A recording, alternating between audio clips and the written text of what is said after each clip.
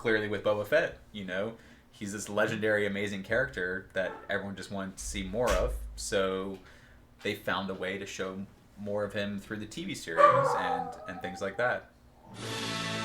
Say that again one more time. Hi, and welcome to Never Tell Us the Odds, a show where we explore fun topics and people from a galaxy far, far away. Today we're going to be looking at Boba Fett, who, as you may have seen, has showed up in the brand new Mandalorian show, and as we all know, is going to be getting his own show coming up soon, which we're very excited about. The aptly named Book of Boba Fett. So, in case we had any doubts what it might be about, we clearly don't know. Very true. So, Boba, of course, has been a character that has been around for Star Wars canon since even before Empire Strikes Back. I think I want to say, I remember there was the mail-away figures, probably in '79. There was the much maligned, we have to talk about it, the Star Wars Holiday Special. It does actually exist, sad to say, but of course he popped up there in the animated version. Yep. And there was a whole sort of legend around him. And Star Wars has an almost cottage industry, you can argue, of just sort of taking characters, just only on the screen briefly, give them insane backstories. Mm-hmm. In some ways, Boba Fett is like almost the epitome of that, because he shows up in Empire Strikes Back, has very few lines whatsoever, but people went nuts for him just because of the mystique and because of the image in that. He's also interesting to me, at least in the Star Wars lore, because of what he represents in the sense that he has changed in the shift over the years. Star Wars, of course, even before the Disney buyout, there was some revisions, there were a lot of retcons that George Lucas went on, but at this point, he has changed so much that actually it's a completely different person voicing him in the latest re-releases of the original trilogy than the actor who actually voiced him in the original version. Yeah. Sorry, that sounded confusing. In other words, he was originally voiced by Jeremy Bulloch, who also played the character, but now to line it up with the prequel trilogy, Temuera Morrison, who did Jango Fett and all the clones. He's the guy with the great New Zealand accent, in case you're confused there. Exactly, great New Zealand accent. So now when you watch him Boba Fett, if you go back and watch Empire Strikes Back now, he's got a New Zealand accent. Mm-hmm. He did not have that the first time I saw it, at least. That's true. I forgot they did the voiceovers, re-recorded that. Yeah, very, very different sounding. But let's take a look back and, where he originally kind of came from. So one of the first things I think you should know about Boba Fett, that you might know if you've watched the first trilogy, the kind of the dark days of Star Wars, is that you might know that he is actually a clone. So he was the only unaltered clone of Jango Fett, who was a Mandalorian, has silver armor, and he was, Jango Fett was cloned to make the clone army, and Boba was made, and Jango requested that he had no alterations done to him that some of the other clones had. Right, because it looks like if we dive into it, I don't think we've ever seen full breakdown of it, but some of the other clones maybe were slightly tempered to make sure they were more amenable to being part of a unit rather than being individualistic. So Boba clone had none of that. Then plus he was raised as a son by Jango, as opposed to being raised in the sort of campuses, the growing facilities and such. They had a whole industrial approach that the Kaminoans did, where they would basically grow clones, they would hyper-age them, they would teach them a bunch of stuff, and this is why you were able to have adults who were ready to be soldiers, who were able to fight at the Battle of Geonosis. And Boba, of course, is not like any of those, so he's completely different, which means he had a different experience. How he was raised, doesn't have the same level of sort of sense of brotherhood to the other clones, and that he also very keenly feels the loss of a parent, because his father was killed in front of him by Mace Windu during the first Battle of Geonosis. And he was only about 10 years old at the time, so he was very young, very impressionable still, and I think that moment really sculpted a lot of who he became. He became really kind of an isolationist. He became a full-time bounty hunter. He didn't really have any, as far as we could tell at the time, really a moral code. You see him, he captures Han Solo in A New Hope, and... or Empire. Empire, sorry. Carbonite freezes him, all that good stuff. When we first saw him there, seems like a very different character to what we've seen now in The Mandalorian. Right, the Mandalorian, part of what he talks about is how, the Mandalorian gives him his armor back. He's like, I'm bound to help you, track down Grogu. It's sort of like it's a debt, it's a sense of honor. And he very clearly has a moral code. But as we were saying, if you had that moral code in Empire Strikes Back, why did he work for the Empire to kidnap Han? Or is it that he thinks that Han really is so bad? We forget Han is a smuggler and basically a criminal. A very, a very charismatic one. He does come to fight for the side that's right originally. But if you truly have that moral code, why are you working for a group that is demonstrably bad to kidnap somebody? So is it something changed? And the big thing that happened between the original trilogy and The Mandalorian was, of course, in Return of the Jedi, he fell into a Sarlacc pit. We have no clue how he got out of that, but was that some sort of life-changing event that really impacted how he approached things after that? Is that what led to this kind of, a sense of code and honor? Yeah. Or was it always there and he just didn't give a shit when it came to Han? Yeah, and I think the weight of that moment probably was very evident to him because, he was working a lot at that time for the Fetts, the Fett crime syndicate family. The Hutts. Hutts, sorry, I'm so sorry. The Hutts. And with the Hutts, he was capturing people for them. He had clearly been out on the sand barges before. Mm-hmm. He had seen lots of people thrown into the Sarlacc pits. From the research that we did, our understanding is that no one had ever survived the Sarlacc pit, but he did somehow. So was it kind of like a come to Jesus sort of moment? I should have died, but I didn't die, so I got to change my ways. Yeah, and hopefully it would be nice if that's something that's touched on in the Book of Boba Fett. But obviously, it's not going to be a main story element, but it's a really cool thing I think to sort of touch on and get into. One, because it's a great way to explore. We haven't seen a story like that in the Star Wars universe. But also at the same time, to the fans like me who remember. I mean, I literally remember the mail and stuff, and I've got one of the old fashioned Boba Fett figures that looks completely crappy compared to today's design, but I've got such a great, feeling for it. It's like I remember this great mysterious man, and I want to find out what's happened. But also, as we said earlier, they've changed his background so much. I mean, he's been retconned so often that there's a lot of ability to kind of get in there and try to figure out a lot of non-canon stuff about him that if you read about him online, you'll find a bunch of storylines that sometimes contradict each other and contradict what we see going forward in the Mandalorian and into the Book of Boba Fett, the Book of Fett. It's very different. A lot of the stuff that we think they're going to touch upon has already happened in the non-canon version of him. Right. It's like, are they going to bring some of that in? We've seen examples of them bringing in non-canon stuff before. Grand Admiral Thrawn, who has shown up in Rebels, is a classic, and in some of the novels, classic example. He existed in the pre-Disney era, it's now called Legends, and they've brought him in. So are they going to cherry pick some of the Boba Fett stuff to bring in? Are they going to do something in whole cloth and start over? But also, it's amusing to me. I mean, first of all, I'm big Boba Fett fan. I love it when he shows up. I thought that scene in The Mandalorian when he just... Oh, he had the best fight scene. Oh, easily. Just incredible. However, I kind of wonder... And this is weird for me to equate him to Han Solo since they're so opposed and sort of around each other, but it's kind of like... I was really excited when Disney said they're going to start making Star Wars anthology films, and some people weren't. And figured that exploring nooks and crannies we hadn't seen. Like Rogue One was amazing. And then they did Solo. I love Han Solo. He was like one of the action figures I played with the most, but I'm like, why do we need another film going into him and like the origin of where he got his blaster and everything like that? Yeah. And as much as I love Boba Fett, and I am really excited for the Book of Boba Fett, I want them to hopefully do something different or go in a different direction with this. I don't want to keep revisiting the same stuff. I mean, again, that fight scene was incredible. When he repainted his armor in the next episode and shows up, I mean, it's like the little 5-year-old me was just squealing with glee. So, I mean, that stuff is great. I want to see them do stuff. But again, they seem to orbit the same group of characters a lot of the time. They do. But for instance, like when he saved... Oh, I was getting her name right. Fennec Shand? You know what I'm talking about? Yes. We'll put a picture up. Okay, yes. When he saved Fennec Shand, like, we discover... Spoiler warning, but season 1's been out a couple of years. We realize he's the one who discovered her in the desert after she'd basically been shot in the gut and left for dead. Mm-hmm. He fixed her. She owes him a debt. They worked together. I honestly don't know if the pre-Sarlacc Boba Fett would have done that. Or, like, going back to your point, is this because he had that come to Jesus meeting, he understands, maybe somebody helped him. Yep. One thing, despite what I'm saying about it, I don't necessarily want to go back and see everything explained in his past. One thing I do want to see explained is how did he get separated from his armor? Because I think that ties into how he got out of the Sarlacc. Yep, absolutely. And because I mean, and did he get out right away? Has he spent 5 years looking at that armor? The Sarlacc, they had this great poetic way of putting it that sounds horrible, that you were slowly digested over, was it 1,000 years? Yeah.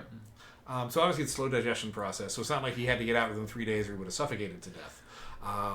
But still, it's like, how long did it take him to get out of there? Yeah. Did the Sarlacc just have indigestion? Did he... And it's probably, I mean, I'm sure it was helped by his Beskar armor that allowed him to survive. So he clearly had his armor on when he was in it, and then he got out, and then the armor got lost somewhere. So, was it just a simple case of it was too heavy and he was in the desert, so he had to make a choice, which goes against some of the Mandalorian creeds, but, he's kind of on the fringe of the Mandalorian.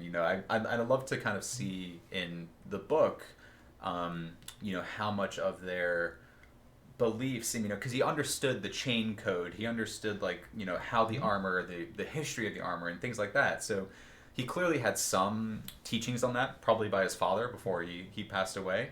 But really, I'd love to kind of know more about where he falls on, because they're alluding right now to him having some greater purpose with Mandalore, with, I think that's going to be a big part of it in the coming series, looking at Mandalore, what that planet is, what the whole culture is, and really diving into that. And I'd love to see where he kind of fits in, because traditionally he has been an outcast for so long, and he, we saw that interaction with him and Bo-Katan, and the same thing, yeah, and how upset Bo-Katan was at initially seeing him, and we kind of get some of that understanding. His father in some way betrayed the Mandalorian way by allowing himself to be cloned. But where does Boba Fett fall on the Mandalorian creed? Where does he fall in their beliefs? Is he gonna fully commit again to not taking off his helmet and all that good stuff? But we'll have to see. Yeah, because I mean, I think thinking about this as you were talking about it, I think he clearly identifies himself as being a Mandalorian. Yeah. But you're right, it's sort of like maybe, and we talked a little about this in our background research, maybe part of the reason why Bo-Katan is so upset with him is because he is cloned. He was not born a Mandalorian. He's cloned a Mandalorian. And maybe that's the reason why, because if you go back and you watch Clone Wars cartoons, and even, I think she interacts with Rex in Rebels, right? She does, yeah. And there is no hint of any sort of bias or discrimination. She's happy to work alongside the clones. They're great. But all we could come up with is those clones are not self-identifying as Mandalorian. Whereas Boba is a clone who identifies as Mandalorian. And maybe that's whether it's some stigma sticking with them that cloning is bad, or whether it's just a different type of approach, but maybe that's what separates out some of it. Especially since she is trying to claim the leadership of the scattered Mandalorian clans, which already took a bit of a hit from the whole thing about not getting the Darksaber in a fight at the end of season 2. Maybe this is another thing that kind of pops up. But that was one thing that really surprised us when we were talking about it, is why is there such a distinction on Bo-Katan's part that Boba is just... She looks down on him. She's doesn't respect... it's not really his choices; it's his father's choices, but she has such animosity towards him. So I'm sure that will be hopefully explored a little bit more. We'll see some more interactions between the two of them. I could see coming together to work together to liberate, to save Mandalore. But I think there's gonna be a journey of her really coming to accept him as a Mandalorian again. So I think that will be interesting to see as we dive into it. So I had not thought about that till you said what you said just now, but then I wonder if in the Book of Boba Fett, so the way it was left off, and again, spoiler warnings, but you're watching this, so probably you're up to speed on it happening. So the way it was left off is he basically went in there, it looks like he took over Jabba's old gang, took out Bib Fortuna, sat on the throne, so he's setting himself up, possibly as a crime lord, away from Mandalore, but maybe Bo-Katan needs his assistance, or the sheer manpower he has on his taking over this whole crime family to help take back Mandalore. So that means she may have to come to him, and maybe that provokes this type of situation we're talking about, where they have a conversation and they try to figure out where all this comes together. Maybe they have to fight about it for a little bit. Wouldn't mind seeing them duke it out. I think it'd be a pretty good fight scene. Because I gotta say, there's one thing. It surprised me, when he showed up. The first episode was an amazing fight scene, and then he got his ass kicked in the last episode by Bo's Mandalorian comrade, whose name I forget. I forget her name too, but yep. Played by a professional wrestler, I remember that, but I forget the name of the character. Yeah, yeah. It's and the other thing I was thinking about was with the whole the power of the crime syndicate, because if you've watched any of I don't believe it's so much in Clone Wars, but more into... Or actually, no, it is Clone Wars. The end of Clone Wars, you find out that Mandalore's been taken over by Darth Maul. And how Darth Maul came back to power, after being cast out by the Sith, he came back to power by taking over one of the other three... Black Sun, which is one of the other three major crime, syndicates. So... Boba's done a very similar thing. He's gone in, and before going back to Mandalore, he's taken over another large crime syndicate, the Hutts, at least one aspect of it. So it'll be interesting to see kind of the parallels between that. And I think Mandalore needs to get their fighting force together, because clearly its crime syndicates can take over them pretty easily these days. Which is not supposed to happen. There's supposed to be a bunch of warrior badasses, and yet they still seem to be dominated to some degree. Yeah. So we're talking about some stuff we want to see in the future, and I talked a little bit about the past, but let me, even though, clearly we went in a non-linear fashion, so let me go back to the past and the creation of Boba Fett. Because like I said, I mentioned earlier, he's a character people keep coming back to, which while that's frustrating because I'd like to see them expand to new characters, it's interesting to see how they play him. But he's evolved in so many ways from his original conception. He originally was supposed to be the model of a new type of Imperial Stormtrooper, a shock trooper. And that's why they put his armor together. And they realized it would be too expensive to produce that. So they decided to make him a one-off. He evolved into being a bounty hunter. And this is all behind-the-scenes stuff. But what people don't realize, we talked about how he showed up in the mail-away action figure you can get. And then also, of course, in the cartoon. But before that, his first ever appearance, as bizarre as it sounds, was at the San Anselmo County Fair. And I want to say 1978. I didn't know that. And it's because, and I don't know why there. I guess somebody at Lucasfilm had that connection, but they had made a deal to have like Darth Vader and a couple stormtroopers kind of walking in the county fair, and they decided to throw in Boba Fett. And you actually go online and you can find these footage of people just shooting him, and I'm sure they're going, "Who is that? What is this? What's this weird character?" But yeah, he just showed up, and and apparently, at least what I read, is that even the person wearing the armor didn't know who he was. He just was like Star Wars character, like some new space guy, something like that. So he's been this interesting. So he's been. And the reason why I bring that up to tie everything back together is to say that he, even behind the scenes and in front of the camera, he's been a constant example of reinvention. All the time, they're always tweaking it. So there again, there is that tension. I want to see them expand stuff, but there is something about him. Whether you're behind the scenes, whether you're doing the backstory in front of the camera, you keep wanting to create him and tweak. I'm not creating. You want to tweak him and evolve him, and that to me is just sort of And he's like, just like we mentioned with Ahsoka. He is one of the few people who now has really survived the whole timeline, as far as the whole Skywalker saga, where we've pretty much Han died, Luke is gone. Like it's just, we lost everybody, but somehow Ahsoka and Boba, who both were at the very beginning of this, they were both children at the very, very first episode, have survived, and even though in the movies they weren't large characters, I think the whole mystique and the how much fans love them has brought them to the forefront, and that's true. It makes so because in classic and the so-called, I guess I would call it the Skywalker saga, the episodes 1 through 9, R2-D2 and C-3PO were sort of the point of view, the repeating characters we had. So we're looking at it historically, now I wonder if you can argue like Ahsoka and Boba, they're sort of our point of view characters in the sense of they have been witness to so much history. They've witnessed what has happened. They've changed, have evolved. As we mentioned when we talked about Ahsoka, they both probably get a little bit jaded. Yeah, because everything they've seen, everything they've tried to just evolve through. Yeah, and it's it's one of those interesting things. They don't talk too much about the past history. In episodes 4, 5, 6, 7, 8, 9, they don't really talk about what happens in 1, 2, and 3.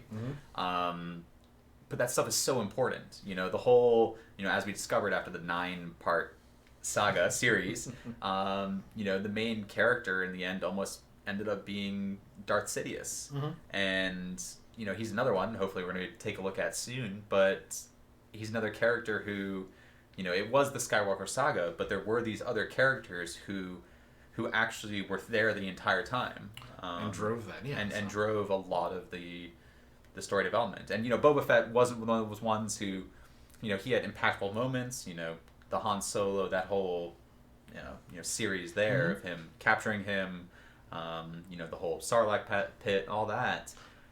There was some, but it was tangential. It's right. It's supposed to be like, this is a neat thing. This is a vignette, so to speak, or rather. And again, he's popular enough that even when he, of course, he's in Empire and Jedi. He's not in A New Hope originally, but then Lucas likes to tinker with stuff. He never likes to have a film just be finished. So starting from the, I want to say the '97 re-releases, they even put him. They reinserted him with, not reinserted. They inserted him into A New Hope in the background in a couple ways. He was popular enough. They keep trying to bring him back. Yep. And that's what I find fascinating. So one of the other questions, too, is, of course, when we look into Boba's background, his background on screen as a character, you'd made the point in some of our previous discussions that this is a guy who lost his father, who was training him at age 10. And granted, he had trained him to be very good at what he did, but still only for a 10-year-old.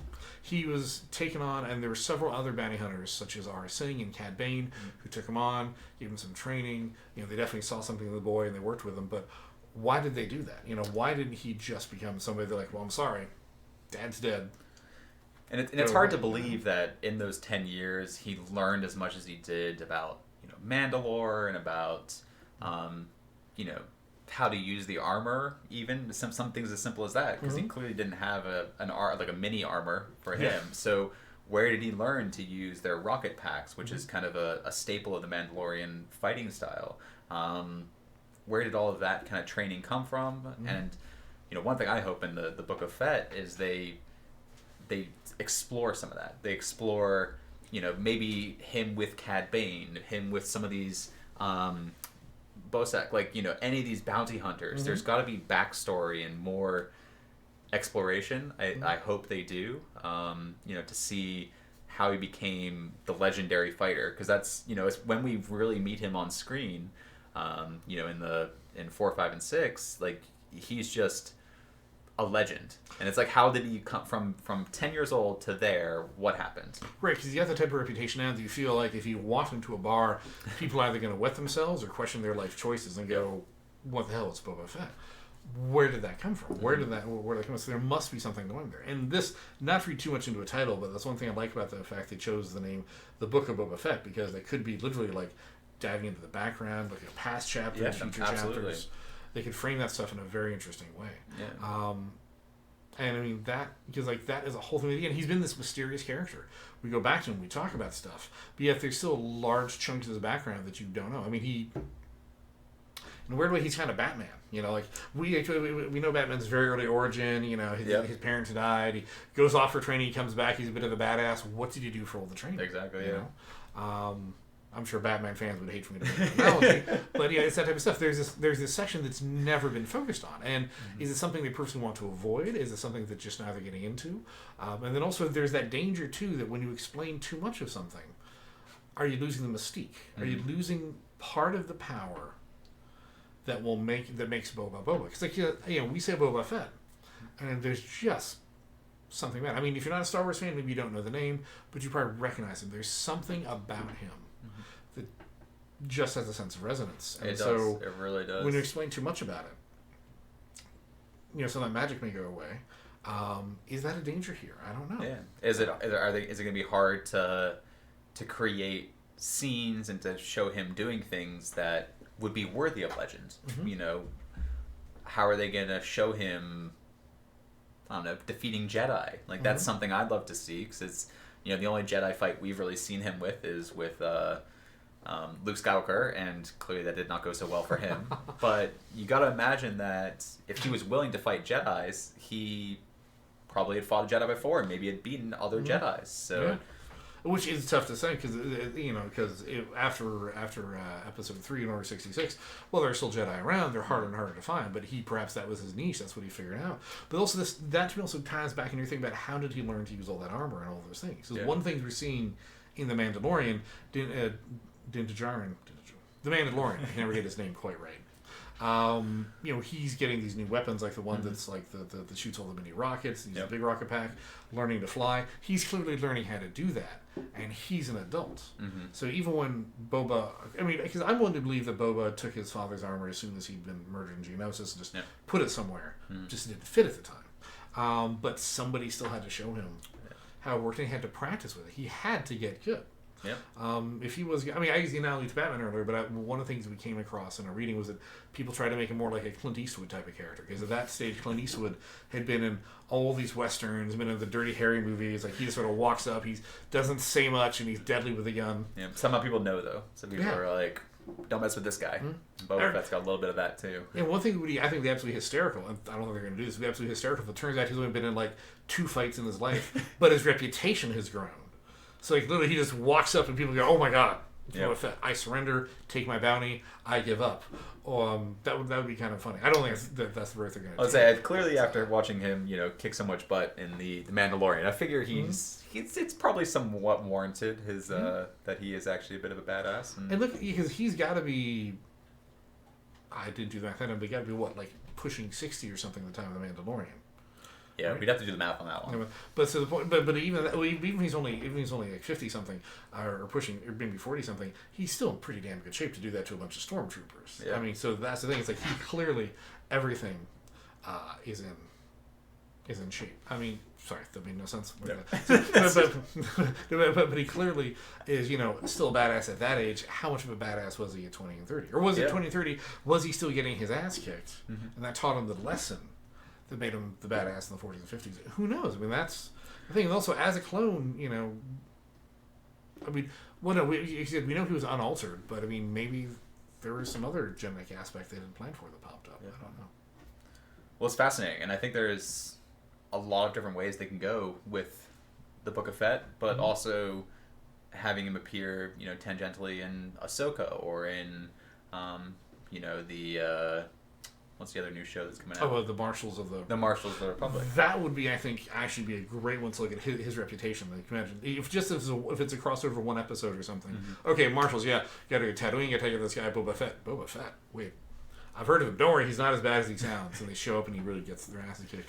But even if he doesn't show up, them talking about him, that just helps to reinforce the type of legacy, the legend he's got with that. And again, that's what's part of fascinating and neat about it. And that's why I walk that line between, I don't want too much backstory, but I still feel like there's huge gaps we have to fill in. Yeah, some absolutely. Huge sections we have to talk about. So. And little off the cuff on this one, but one thing I'm really hoping they explore is his ship.